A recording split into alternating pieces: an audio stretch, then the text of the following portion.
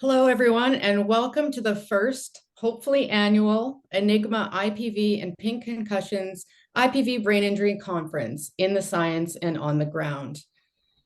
We set out here to provide an easily accessible venue to provide research and practice-based information to stakeholders on IPV-related brain injury. We are excited to see a broad representation of stakeholders and registrants globally, as well as a broad spectrum of individuals representing many community stakeholders, faculty, researchers across the globe. We know that IPV is a public health concern affecting 1 in 3 women over the age of 15 globally. And although IPV impacts all communities, women of color, women with disabilities, Indigenous individuals, and gender and sexual minorities are at the highest risk of IPV. During the COVID-19 pandemic, we saw an increase in gender-based violence, and we'll likely be seeing the ramification from the increased violence for years to come. For more than 20 years, many of us have been sounding the alarms on the effects of IPV-related head trauma and brain injuries. Over the next 2 days, we hope to shed light on the effects of these injuries and provide important information to care providers working with IPV brain injury. We shared earlier through email a link to a pre-conference survey. We ask that everyone that is registered or attending take the time to fill this out. It will help us with our mission of ensuring that we're providing the best information as we plan these conferences next year. We would like to acknowledge the conference committee who worked tirelessly to develop a program that fulfilled the mission to provide the best research and practice-based information, all of whom are listed here. I would also like to do a big shout out to Katie Dorman, who many of you have gotten emails from. She was behind the scenes doing a lot of the administration to make sure that this got off the ground. I'd also like to give a big shout out to Sophia Thomopoulos, sorry if I've pronounced your name incorrectly, I just realized, who is the coordinator for ENIGMA and provided technical support and helped get this webinar off the ground and is actually sitting on here making sure that all of this works properly today. As a committee, we would like to share our statement on diversity, equity, and inclusion. I won't sit here and read this out loud to you, but I do encourage you to take a moment to read it as well. This will be included on our website so you can see it later. We would also like to acknowledge that our work spans many First Nations, Inuit, and other Indigenous territories. And moving forward in a way that promotes anti-racism and inclusivity, we are committed to educating ourselves and understanding the truth of our shared history with Indigenous peoples. As we move forward through the conference today, we ask that if you have questions, please type them into the Q&A and we will work our best to answer all of your questions. With that, let's get things started. And I am so excited to hand the reins over to the founder, CEO, and leader in women's concussion, female concussion. Please welcome Katherine Snedaker from Pink Concussions. Thank you, Katherine. Thank you, Carrie, and I'm very honored to be here, and Pink Concussions is very excited to be a part of this first virtual conference. And we have a great panel, and we're going to jump into it since we have 25 minutes, and each one of these speakers could speak 2 hours on any one of these questions. So we have, and again, as a dyslexic, I'm going to apologize for name pronunciation, and please correct me. Kathy Chiou, PhD, who's assistant professor in the Department of Psychology at the University of Nebraska-Lincoln. Lynn Haag, who's a PhD candidate and contract faculty member of the Faculty of Social Work at Alfred Laurier University and research trainee at the Acquired Brain Injury Research Lab at University of Toronto. Johnny Lifshitz, who leads the Neurotrauma and Social Impact Research Team as a joint venture between Phoenix VA Healthcare System and University of Arizona College of Medicine in Phoenix. Brenda Eagan-Johnson, who directs a nationally recognized brain injury school consulting program, BrainSTEPS, in Pennsylvania, and she is really a pioneer in that space. MJ Pugh, the research assistant at George E. Whalen Veterans Affairs Hospital, professor at the University of Utah. So it's really important to see that they have youth experts, international experts, and experts across the civilian and the military spaces. So our first question to the panelists, and again, we have 5 elaborate questions in 25 minutes and 5 of you. And I know each one of you could do an hour on each one of these. So we're looking for bullet points here and things that people can remember. So for the first question, what do each of you view as the biggest gap you see in this field, either from a research or a care provider perspective? So Brenda, let's start with you. Hello, everyone. I'm coming at this from obviously the child, adolescent, and young adult side of things. And I believe that a huge gap in the IPV world is we are not always thinking about the children that may be involved also. So we have to keep that in mind, that if we are working with an individual who we suspect has had a brain injury after some kind of violence, and if they have children, we should also be doing something to try to identify and screen the children for potential abuse, because they could also have multiple brain injuries, and we can't rely on school staff to identify these, because often school staff don't have prior knowledge and training in brain injury in general. So that's something that we're really working towards. Thank you, Brenda. And I think some of those TBIs that show up in sports are actually abuse and violence in the home, that sports tends to pick them up. So thank you. Who'd like to go next? Should I just pick? Lynn. Hi, Katherine. I think for me, it's always a question of education. That's a huge piece. So I think we need to get more out there in terms of talking about it, really from everything in terms of general public all the way up to specialized training. And I think one of the things that the specialized training piece for me is getting specialized services.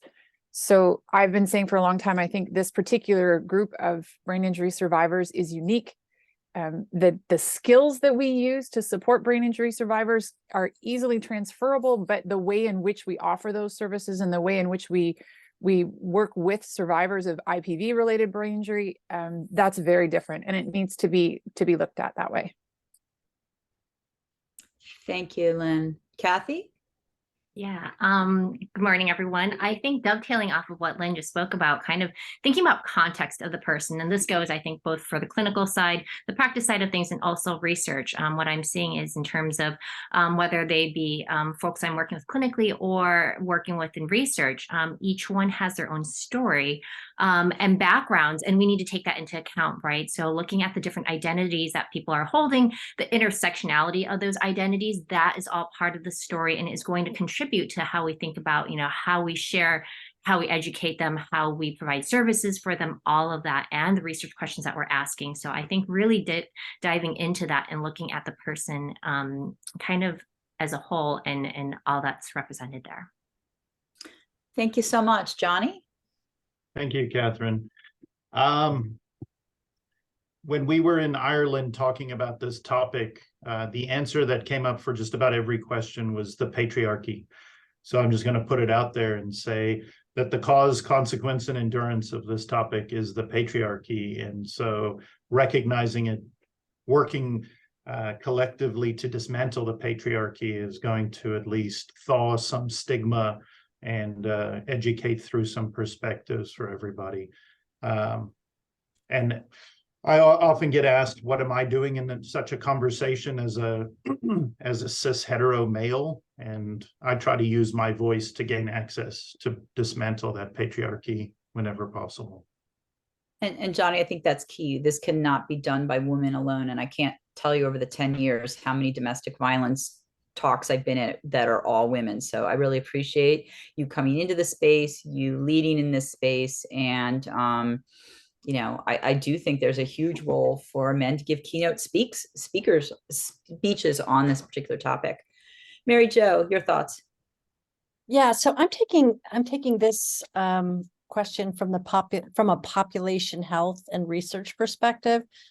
Since what I do generally is just population-based research in the VA. And I think that if we really want to look at this problem, IPV brain injury, you can probably find that in the more moderate and severe TBIs, because they get brought in and they get hospitalized, and they may not. I'm not actually entirely clear, but I think that IPV brain injury, IPV, is poorly characterized in all health system data. It's worse if it's for a mild TBI where you don't really get care and you just have persistent injuries. But then it makes it difficult to do population-based research, which we need to do in order to identify individuals for more focused data collection as well, I think, to get more generalizable results. But I do know, like in the VA, which is where I do most of my work, we do military sexual trauma and interpersonal violence screening, but I don't think, I'm not sure the extent to which that's done elsewhere. I think it's done commonly. I know it's done at the University of Utah where I get my healthcare, but I don't know that we're compiling that data at a level that we can actually start to look at population-based statistics. And I know sometimes people don't feel comfortable even answering those questions honestly until they've developed a relationship with their clinician where they feel like they can actually say that. So I think we have to develop relationships. People have to trust us, and we have to be able to begin to do some of this population-based and then drill down to get more detailed information from the person. Thank you, Mary Jo. I think it's really significant that the VA is dealing with both sides of the equation, because so many organizations help one. You know, we always talk about domestic violence as it's a third person in the room, right? Rather than somebody that uses domestic violence as a way of control, and then someone who experiences it. What term is the current, and I think language is really important, what term is the VA currently using for the person that perpetrates the violence? I'm actually not sure. I've been to a couple of talks where it's been, you know, a person using violence, using domestic violence. And I think it's important because we don't talk about that other person. And I think it's key because the VA is dealing with both sides. So I think, you know, your work and the other work in the VA is truly essential. Elaine says it's user of violence. That's user of violence. And I couldn't remember, I didn't want to misquote. So user of violence, because we need to talk about that other person, you know, that's really key, that we tend to just focus, you know, and to try to get away from someone, the term victim. So someone who experiences and somebody that uses. So thank you for clarifying that. Question 2, there's been an increasing acknowledgement that brain injury is highly prevalent in IPV, and we've had major news stories, the Washington Post, Forbes, New York Times, as well as increased awareness of IPV during COVID. And you could actually track the domestic violence IPV questions following about 2 weeks behind COVID, all the way across the world. From China, you could see that it was really the first world awareness, I think, of IPV. So where do we go from here, and how do we build on this momentum? If there is one silver lining of COVID, there's a momentum here. How do we build on that? And then sub question is, as researchers are starting to characterize this prevalence, what are the next areas of research that need to be addressed? So I guess we'll stay in the same order if that works for everybody. Okay. Or these questions, not everyone has to answer. Whatever. Does somebody have a burning that wants to speak on this? I'll start. I already added on microphone, so might as well. I believe that obviously we all now can use Zoom. We're more familiar with online video conferencing, and what better way to get the word out, right, is to do these online conferences where we can reach across the world about IPV, child abuse, domestic violence. Now, the other thing is that we need to translate the research to the people. So how do we do this? All of us can have a role in this. We're all here today because we are interested in brain injury and IPV. So even if you get involved locally, boots on the ground, attend your local advocacy center, try to get on their board, talk about brain injury. So these little steps can make a huge difference if all of us are doing something in our own communities, rather than trying to do everything all at once and thinking, oh my goodness, it's such a huge issue, which it is. I think we take our little bites and go from there. Johnny? Brenda, if I can extend that, I've taken the philosophy of submitting as many papers and grants on the topic, even to what would be low likelihood of acceptance or funding, because I know that 2 or 3 people have to read the document. Whereas if you put something just on Facebook, people can scroll by if they're uncomfortable. But when it comes to I'm essentially abusing the peer review system and forcing at least 2 or 3 people to read this document, change their mind. Has it worked? I don't know, but I'm not going to stop doing those types of things. But in terms of answering the research question, Katherine, I think we need to continue to do precision and personalized medicine the way Mary Jo is talking about, to be able to identify where these individuals are so that we can design support and care services for them that are received the correct way. Setting up a DV clinic inside an emergency room is probably only going to take a very small aspect of this population, and we need to adjust in order to have the impact we desire. Thank you. And that actually dovetails into the next question, unless Kathy, Lynn, and Mary Jo want to jump in on that. I do actually want okay, go ahead, Kathy or Lynn. I do actually want to just to add to that. First of all, Johnny, what a great idea. I'm going to start increasing my output just to get the voice out there. And I think that's kind of what I have 2 stock answers to this. One is get noisy, get busy, get angry. I will talk anywhere, anytime. I prefer not to have to pay my own way to do it, but otherwise, the silencing and the stigmatizing around this particular issue from both angles is huge. And the only way to do anything about that is for those of us who are aware of the problem to kindly and gently get noisy and get busy. So I think that's one of them. And I hadn't thought of that angle, Johnny, and I'm all over it. I love it. And the other thing, from the research perspective, we need to know about the long-term implications here. And I think that's something, there are a lot of folks in brain injury who are really on top of that in the sports concussion world. Can we lure you to the dark side here and get you working on what we need done here? Because I think that's super important. And I just wanted to kind of dovetail on what Lena was saying, is that in order to get some of these long-term outcomes and to do the targeted methodology that Johnny is talking about to getting the care to people, we need to devise, develop, and just improve our methods. And that's what I'm trying to work on right now, is just kind of advancing innovative machine learning and AI types of methods to help us meet our goals. And Kathy, you wanted to say something? No, I just agree, I think, with all of this. And I think another piece is just thinking about the person at the end of the day, in terms of, I think this goes back to Lynn's first topic about, what services can we be providing, thinking about, so we know that this is happening, but what about the person at the end of the day? What are we doing for them, right? And even if right now it's a referral to a brain injury alliance or association, right? Or something to give them that next thing. Because otherwise, a lot of things I'm hearing from spaces I work in is like, okay, so you've told us we've got somebody with a brain injury. What do we do? How do we help them? You have to have that follow-up piece, right? And I think that's what we need to start giving out as well. Absolutely. And I did want to say, I wanted to wait until we had people join. If anything we say or anything that comes up for you and you need as a participant to take a break, go make a cup of tea, go, whatever you need to do, if you need to step away from this conference or if you need extra support, there's a lot of stuff we're going to talk about today. We're all super careful in our language, but we have no, we don't know what will trigger people. And this is all a really hard topic. So I do wish that everybody takes some time to take care of themselves before and after today and tomorrow's conference, or if you need to step away.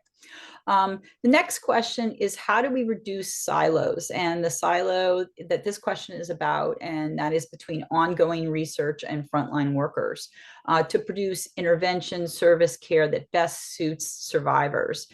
How can research be translated? And we talk about research from paper to practice being about 15 years. And, I think in the era of Twitter/X and social media platforms, it's still taking about 10 to 15 years. So how do we break down those silos to get what we're learning in the research world to the front line? I'm going to leap in on this one, Katherine, because this is my heart and soul. This is my passion. I don't do research that isn't community-based. I don't do it without survivors at the table, frontline service providers, and hopefully executive directors of organizations, if I can get them away from their desk and stuff as well. And I think for me, it's about cross-pollination. It's about making use of the resources and the knowledge that we have in both of these silos and building bridges between them. And let's not look to research. I mean, I'm an academic. I get it. I know we're supposed to be publishing. I know we're supposed to be part of that way of doing things. But I think the issue here is that we are out of time. What I hear from the frontline people that I work with is a desperation and a need for information and tangible tricks, tools, tips, whatever we've got, even if it's just the very basic stuff about supporting folks with brain injuries. Get out some sticky notes, get out a day planner. It doesn't have to be rocket science. It doesn't have to be the best, brightest medical approach, but let's start recognizing it and supporting it in these organizations and helping them to do their jobs a little bit better. Other comments? Oh, I'm going to jump in and say I echo that completely in terms of the biggest thing I learned is just you got to listen to these folks who are working with the people on the ground. And I'm sorry, I say that in general. I don't mean to point people out, but in terms of, from my perspective, what I've learned, a lot of humility, right? In terms of, it's not you coming in as an academic, a researcher telling you what's going on.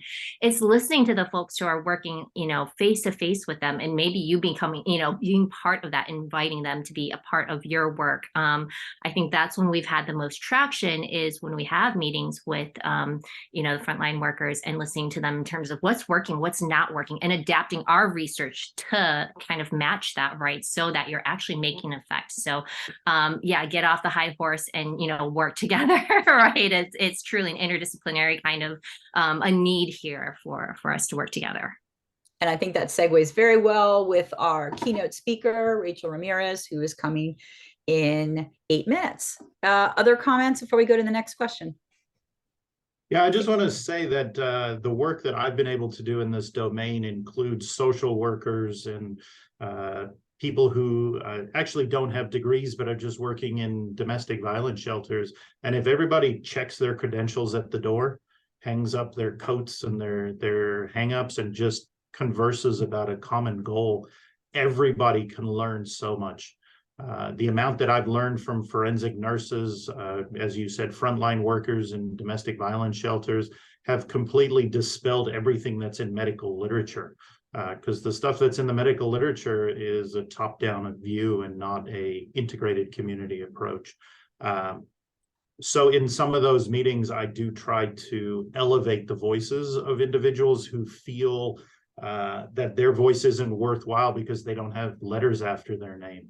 Those letters just mean we spent way too long in school and may actually have gotten lost in the book. So bring all of your ideas, because there's solutions out there and it's not going to come from one person. That segues really nicely to the 5th question, then we'll go back to the 4th if you're following along. how do we make as a community, make our work more inclusive of other communities? For example, we focus our research on cisgender women, which is important given the high prevalence, but we know the trans community roughly 5 times is more likely to suffer IPV. And according to 2015 trans survey, in the US, approximately 73% have experienced severe physical violence, likely resulting. Yet our work is very limited. How do we educate providers about different forms of IPV, and how can we close this gap with some of the more diverse communities? I'll start. One idea, which kind of goes back to the last question a little bit, is outreach through social media. I know that we can definitely scroll past, on Facebook, but let's move it over to TikTok. And there is so much information on there where we have providers who have never heard about brain injury, who are jumping in comment sections. We have individuals who were experienced strangulation and had no idea that could cause a brain injury. So the education that can take place online, that can bring these communities together, we could target different populations that are out there through PSAs. I know we need money for that, but I think, man, if we could do a Super Bowl PSA on intimate partner violence, can you imagine the reach we would have just in general? And then we could, we'd really have to just focus on identifying the groups that are in our communities that we can make an impact with, not just looking at the crisis shelters, but where else? The homeless shelters, other places where we can find individuals who have experienced intimate partner violence. So one thing that I know I've noticed for a number of years on restroom, and I don't know that they're in the men's room, but and so it might be limited, but so there are kind of flyers on restrooms about human trafficking. I honestly think that would hit a lot of the trans women as well, right? If they're in the ladies' restroom, just having anything on having something that we could reliably put on doors of restrooms would really, and in bars, and I mean everywhere you could. That's one pretty free, cheap, and pervasive. That's a fantastic idea. That's a great idea. Now we have 3 minutes left, so we're now going to go into a bullet point round. And this is a really important question: is integration and education of different service sectors. How do we better educate different service sectors so we integrate identification, intervention, and treatment? And after the New York Times article went out, there was a judge who wrote and said, in several decades of being a judge and having to make decisions about who got, who was what, where, he never considered that when some woman came forward or a person came forward for a restraining order, that anything about their mannerisms would relate to a brain injury. He related their mannerisms or their memory to drugs and alcohol or other things, but not brain injury. And also a woman who ran a domestic violence shelter who never thought about brain injury in the clients that were difficult to deal with or miss their appointments. So, bullet points, what other sectors do we need to hit with this information? So not other sectors, Katherine, but more how to do it. The answer is data. This is an easy topic to say, not in my backyard, not in my area, not in my domain, not here, not elsewhere. Some data that came out of our lab suggested the incidence of brain injury from intimate partner violence during pregnancy. I went to speak to obstetricians and they were like, no, it doesn't happen in our discipline. I said, here are the data. And so the data is the proverbial cold shower that gets people to wake up. So in your example of the judge, to be able to say, look, we reviewed your last 100 cases, 40 of them had intimate partner violence that you neglected. That's how you get people to pay attention. I think we need to get into curriculum. I know how little we teach in social work about brain injury in general. I just did a talk for a Canadian university that's teaching physicians, and did a talk for them, and they were wanting to know how to deal with IPV. Blew their mind that brain injury was a part of that. And I think that's the piece, right? This is the easiest place to get them. If we could get them when they're training, 3/4 of our work would be done, because they'd already be going into these places knowing about it. So for me, it's curriculum, and this is something that I'm going to get a lot noisier about really soon. And I think that curriculum is important. It's not just for physicians, also nurses, social work, All of them. everybody. Dentists, Yes. dentists. Well, Kathy, anything you didn't get a chance to speak on this question? It's all right. I think that my fellow panelists have covered it pretty well here. Okay, great. Well, to end on time so that Johnny can introduce the amazing Rachel. Thank you for this. And again, each one of you I know could have spoken an hour on this. And I just wanted to say, you know, when I started Pink Concussions in 2012, we had the tagline, brain injuring women from sports, domestic violence, and military service. And I was told multiple times, you have to pick a lane. You have to pick a lane. You can't do all those. And it's so untrue. They are all interwoven.